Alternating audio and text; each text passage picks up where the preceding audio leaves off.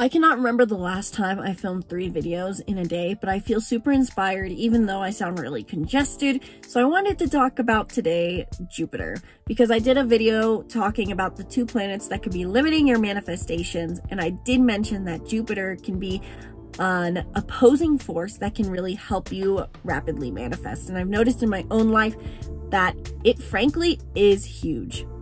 So in this video, I want to kind of talk about what Jupiter means to be in each of the signs briefly, and I will do more in-depth videos talking about Jupiter down the line.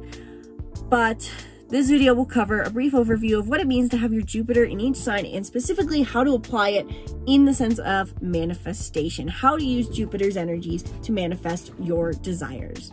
So welcome back to the channel, and if you're new here, welcome. I'm Isabelle, your spiritual rebel friend, and I want to help you today to understand how you can use the stars, specifically Jupiter, to manifest your desires. If you felt stuck in your manifestation, like you're doing everything right but not seeing a result, or you find it hard to get in vibrational alignment with your manifestations, Jupiter will be your new best friend.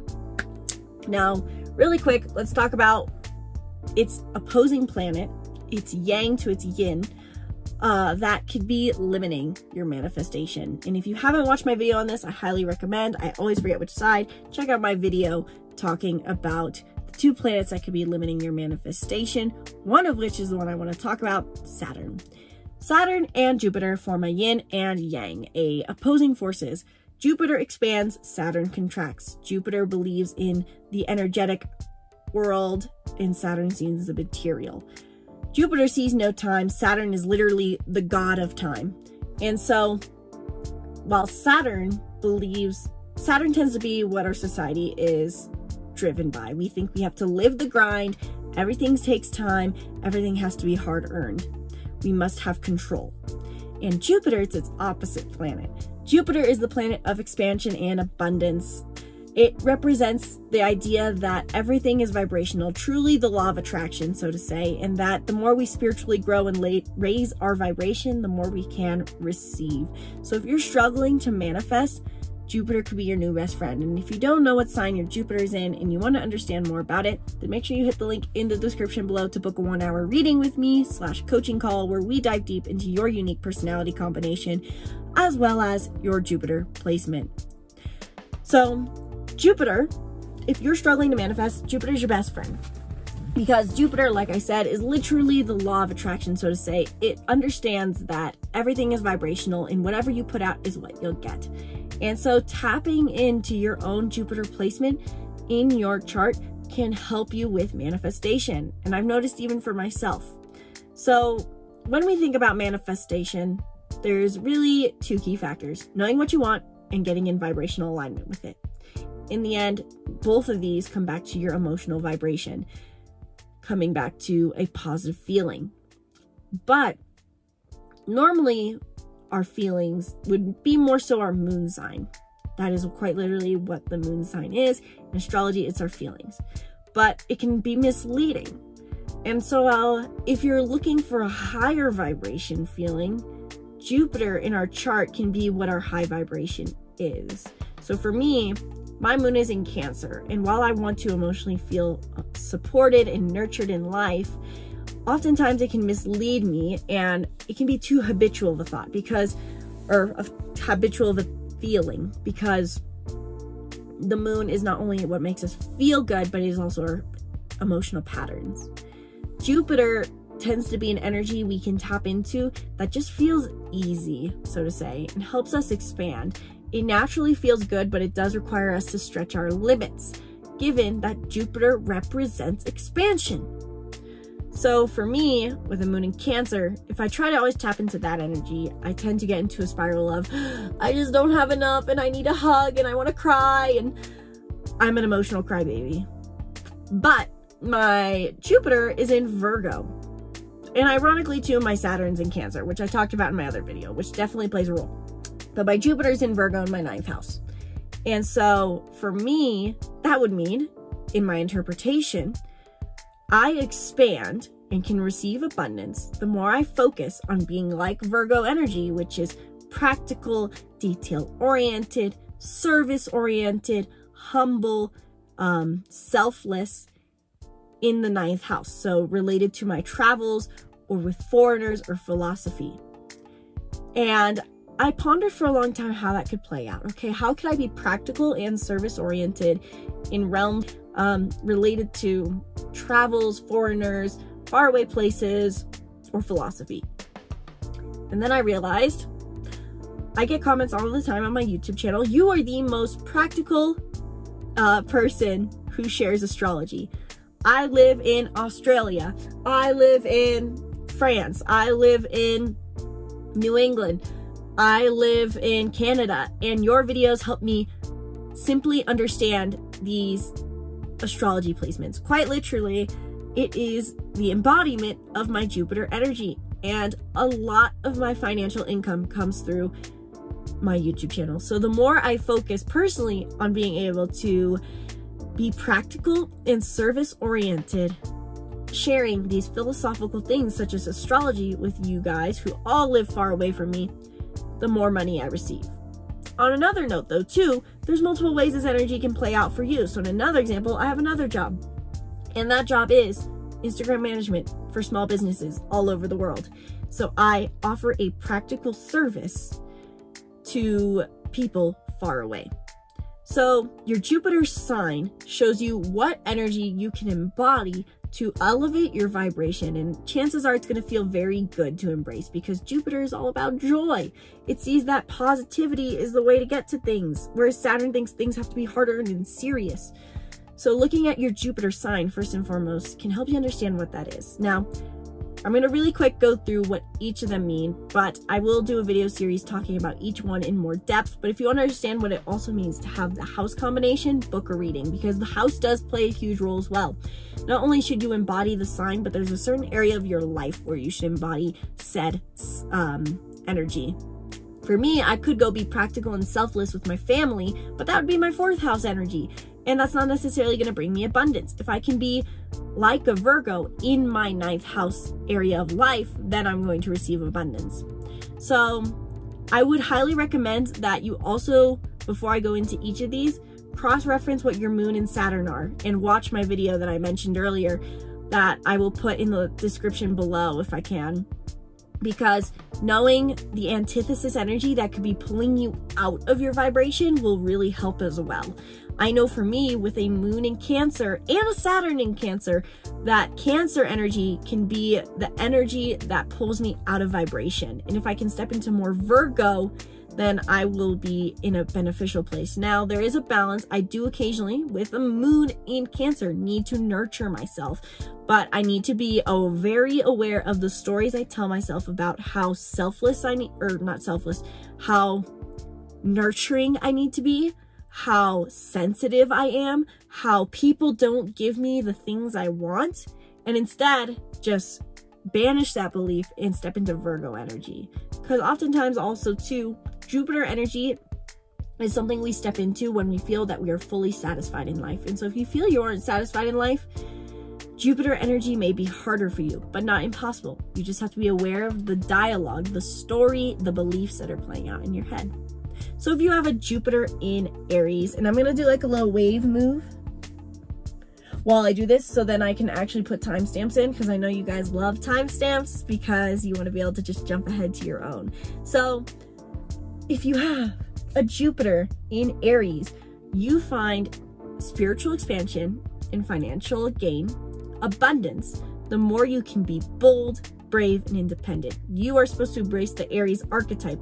So cross-reference with the house it's in, look to that area of life and be the following energy. How can you be bold? How can you be in your own path? You know, Aries is the ram. It just charges straight ahead, doesn't care if anyone follows. So you need to be a leader of your own life and speak your mind, especially if you have a Mercury in the same sign as well. If your Mercury is in Aries, you really need to speak your mind. But you are supposed to be bold in your own lane, independent, which is not to be mistaken for hyper independence, but do your own thing. Lead your way and take action, because Aries is all about taking action. You may have to, you're going to make mistakes at some time, like having not enough storage on my phone to make these videos, but we're going to try to wrap it up and work through it. You're going to have to accept that at times you're going to make mistakes, Jupiter and Aries, but that's part of the process. The more you can be ignorant, so to say, and try new things, the more you'll receive both spiritual and physical expansion. If you have a Jupiter in Taurus, you need to pursue indulgence. Taurus is all about the creature comforts, the enjoyment of life. So if you have a Jupiter in Taurus, you really do need to focus on building your self-worth as well, but seeking indulgence, seeking comfort, finding the comfort in building your self-worth. If you have a Jupiter in Gemini, you gain both spiritually and physically. You find abundance the more you embrace your social data-oriented side. You probably need to share your data and network. I know my sister, Gabby, who used to show up on this channel a lot, has her Jupiter in Gemini, and she does great work and experiences expansion the more she socializes with others, networks with them, and shares her information. And this plays out for her not only in a work setting through networking events, but also through a friend setting. She gets into a higher vibration the more she feels like she gets to socialize and, in a way, accumulate, but also share data. So look again, quick note, at the houses these are in for everyone. And be that energy in that house, that area of life. If you have a Jupiter in Cancer, you need to nurture yourself in order to attain more abundance, and then by doing so you can nurture others. This is the giver and the receiver. They want to be able to care for others, create emotional space for them. Follow your heart. Cancer moves on the basis of their feelings, so you probably need to tap into your feelings. If your moon is already here, this will probably help, but looking at your moon will probably help you a lot as well. Whatever sign it's in, that shows you your emotional fulfillment. So move with your feelings, move in the direction of your good feelings, act on the basis of your feelings, support your feelings, let your actions be driven by how you want to feel and how you feel, what you feel like doing in the moment. So I realized I skipped over Jupiter in Leo. I'm sorry guys, I do love you. It's not that I'm trying to be unfair to you. I was just spacing out. So if you have a Jupiter in Leo, you attract abundance the more you step into center stage, which depending on where the rest of your Leo placements are, if this is your only Leo placement, this is gonna feel really annoying and uncomfortable, like a massive eye roll. I do not want to be center stage and self-centered. But it truly is about taking center stage and letting your love and courage lead the way. Have fun, especially if this is in your 5th house. With a Jupiter in Leo, there's a focus on you seeking the love, seeking the joy, seeking the fun. Leo's the archetype of fun and play, and by doing so, it is also a leader. So if your Jupiter's in Leo, you need to be chasing the fun, in the healthiest way, of course. Chasing the fun, chasing the joy, maybe even creatively expressing yourself, letting yourself be seen. If your Jupiter is in Virgo, then you are like me. You need to give practical, selfless, detail-oriented information in some way. How can you be selfless? How can you be of service? How can you give to other people in practical ways? This is not like Cancer energy where you're supposed to make emotional space for them. Give us service. This is an earth sign. What can you practically give? If your Jupiter is in Libra, then you need to, probably similar to Gemini, network, but one-on-one connection. You have a gift for making others feel seen. You are likable, sociable, and you need to embody that. So how can you connect with people one-on-one? How can you socialize? How can you make people feel seen and heard? This is all about sharing information and connecting with others. If your Jupiter is in Scorpio, then you should dive deep into something in order to experience abundance. To attain abundance, you need to feel as if you're investigating something, diving deep into yourself, diving deep into others. I think for the Jupiter and Scorpio placement, knowing the house it's in is extra important because this can be interpreted in so many ways. If you have a 10th house Jupiter Scorpio, for example, you really need to dive deep into your work, do investigative work. But if it's in your 8th house, you need to dive deep with your partner and with yourself to deepen that relationship with yourself in order to attain abundance. But overall, ask yourself, How can I dive deeper? Where can I dive deeper? What do I want to investigate? And how can I seek a deep emotional experience? Because in the end, that is what Scorpio is about. If you have a Jupiter in Sagittarius, you need to be an adventurer. Start a project, do something new, learn something new.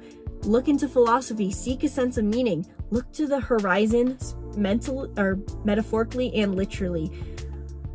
Sagittarius represents stepping outside of our comfort zone and blazing a trail ahead. And so if you have a Jupiter in Sagittarius, you need to feel as if you are exploring something, so to say, to understand something more or to help others understand more. If you have a Jupiter, gotta do my wave for the timestamp. If you have a Jupiter in Capricorn, then you need to have goals. You need to probably feel as if in order to attain abundance, you probably need to feel as if you are have a practical line of action towards what you want. You probably feel that things do need to be more linear, that you have to achieve A, B, then C, or on top of it, having a material goal that you're going to gain. So instead of thinking about the dollar amount, maybe you think about, I want the Lamborghini, or I want to buy this house. Attaching your desires to a material thing will probably help you a lot. And being ambitious and driven, of course. If your Jupiter is in Aquarius, then you find abundance the more you focus on helping the collective. Use your unique individuality to serve the greater world. Ask yourself, what are my unique gifts, talents? How am I a unique individual? And how can I own that, but also have no attachment to showing the world that to help the world? Basically, it's about using your unique talents in service of the collective. How can you be more detached? How can you be more collective oriented? How can you serve the world? How can you innovate the world? And finally, if you are a Jupiter in Pisces, you really need to tune into a sense of energetic harmony. You tend to be an empath. Maybe you should play to this a little more in the positive, make emotional space for other people, as well as connect to your own spirituality. I know, I'm gross. I burped again, but whatever. I don't care. So if you're Jupiter in Pisces, my phone was overheating, but you need to focus on tapping into energetic harmony. For you, you really just focus on the energetic side of the law of attraction. You really need to do less and just feel into the things you want more. So that kind of covers generally the 12 Jupiter placements. But again, you do need to know the house it's in because it does play a huge role. It's not about just what energy you should embrace, but where you should embrace it. I'm gonna just take chances with my phone and set it down. So look to the house it's in and ask yourself, how can I embrace this energy in this area of life? If it's in your 4th house, you need to be that energy with your family. If it's in your 10th, being in your career. If it's in your 1st house, it's about your mentality with your sense of self. It's in your 7th house with one-on-one interactions, etc. I could go through them all, but it's too long. So book a reading in the link in the description below if you want to dive deeper, and let me know in the comments below what your Jupiter placement is. Can you interpret what kind of energy you need to be and in what area of life so you can receive more abundance? I'm testing your abilities. Let me know in the comments below. And if you don't know really how to do that, I'm super excited to let you guys know that I am working on the astrology course that you guys said you would highly want. This will be a really in-depth course where we go through all the zodiac signs, all the houses, all the planets, how to interpret your own horoscope, how to keep track of the planets, how to interpret other people's charts, how to read the birth chart wheel. This will cover everything you need to know to become your own master astrologer. So if you guys are excited for that, let me know in the comments below because I am working on that and I'm so excited to bring this product to you guys. So let me know. Thank you guys so much for watching this video. Sincerely hope you enjoyed. Be sure to subscribe to the YouTube channel and stay tuned for more videos. Once again, my name is Isabelle, and from my heart to yours, namaste.